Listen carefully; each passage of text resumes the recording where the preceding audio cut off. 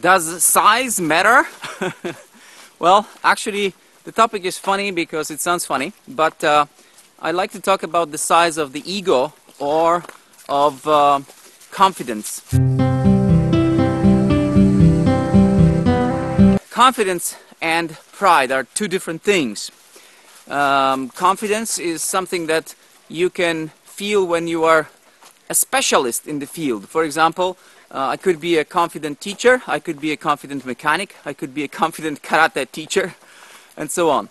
So, on the other hand, somebody who is proud or somebody who has an inflated, hugely inflated ego is a person who is just simply happy with himself, very satisfied with himself or herself, and feels on top of the world. So that's a different thing.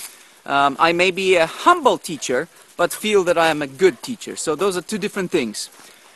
Now, how do we deal with people who have inflated egos? Because the confidence level, it's something that we can easily accept, but someone's inflated ego is difficult to accept. So what do you do when you meet somebody who is a successful person, a very successful man or woman, who thinks that she or he owns the world and treats you looking down at you? What do you do? How do you feel? How do you react?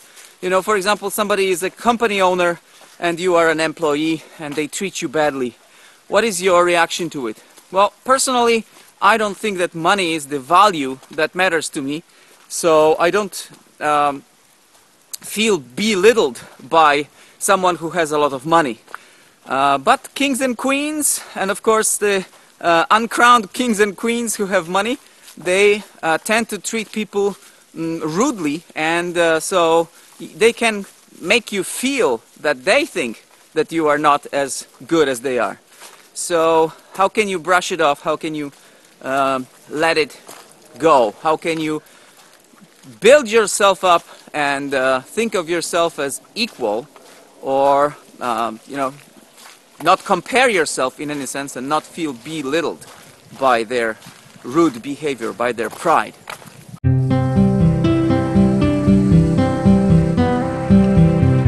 Is it easy for you to overcome your own pride and stop yourself from boasting?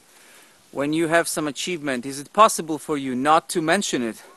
Actually, in Japan, a lot of people have a great sense of humility, I believe. They achieve a lot of success in different fields and they don't talk about it, or they actually belittle those successes. They say, for example, I'm a beginner, but in fact they have been doing something for 20 years. They've been practicing calligraphy or practicing martial arts for many years. They are high-level black belts, but they still say, you know, oh, I'm just a beginner. So that kind of sense of humility is great. But in the West, we tend to do the opposite, because we are told that to get a good job, we have to promote ourselves. So we have to come to the potential employer and we have to say, please hire me because I am great, I am the best. So we are told in our early education that we should be boastful. So can you control that tendency, that desire to present yourself in the best light possible by being less outspoken about your success? Is it possible for you to hold your tongue and not tell people that you are so great?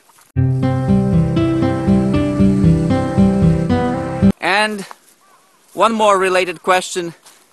When you are indeed in the place of power, in the position of power, when you are the boss of someone else, the supervisor of someone else, can you stop yourself from bossing over those people that you are in control of? Can you not be as rude as your boss or employer was in the past? Is it possible for you to break out of this vicious circle? When you are a parent, can you treat your children better than your parents treated you? Can you give your children more respect and be more on their level? I don't mean by it act stupid, because kids may do that, but I mean that you don't think of yourself as that high almighty person who knows everything and your kids know nothing. Can you possibly treat them as equal to you?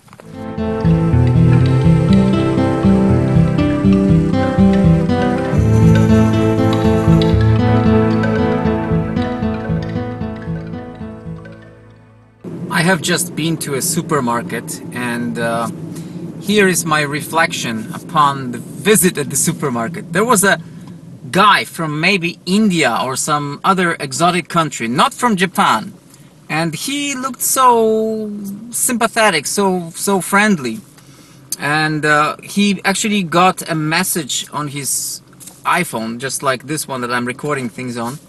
And he smiled because the message must have been from his girlfriend or somebody like that, or his friend, anyway. So I felt very sympathetic towards him.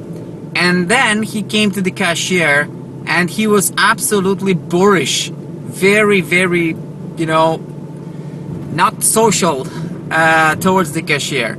There wasn't anything that he did that was offensive, but he just wasn't friendly. I mean, he was not smiling to the cashier. He was not saying thank you for you know, her work. He was not, you know, she bowed to him and he didn't say anything.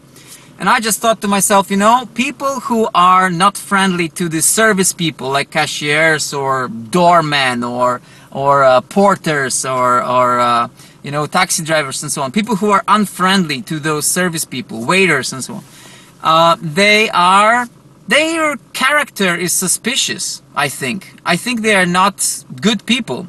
You know, they are maybe only friendly to their friends and very easy to switch into the kind of unfriendly mode. That means that they are really deeply not social, deeply not caring, deeply not compassionate. So that's the warning for anyone, I think, to, you know, be always kind to the service people, because you want to come across as a friendly person, and also to watch out for those who are not kind.